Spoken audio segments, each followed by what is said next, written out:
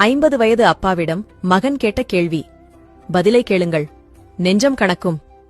ஓர் இளைஞன் தன் தந்தையை பார்த்து கேட்டான்.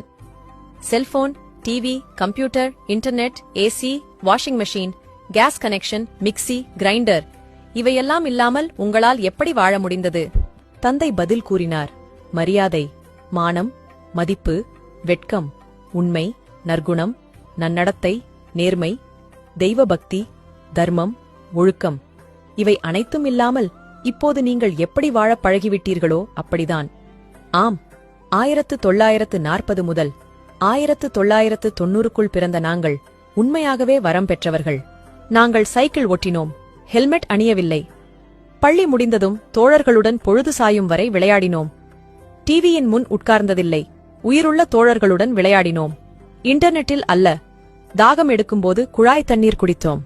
மினரல் வாட்டர் அல்ல, ஒரே டம்ளர் ஜூஸை மாற்றி மாற்றி 4 நண்பர்களும் குடிப்போம்.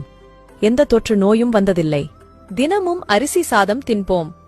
ஆனாலும் எடை கூடியதில்லை. சர்க்கரை நோய் வந்ததில்லை. எங்கு போனாலும் வெறுங்காலுடன் நடப்போம். எந்த பாதிப்பும் வந்ததில்லை. எங்கள் பெற்றோர் எந்த ஊட்டச்சத்து உணவும் தந்ததில்லை. ஆனாலும் ஆரோக்கியமாகவே இருந்தோம். எங்கள் பெற்றோர்கள் பணக்காரர்கள் அல்ல. ஆனாலும் அன்புக்கும் பாசத்துக்கும் பஞ்சம் இல்லை. பெற்றோர்களோடு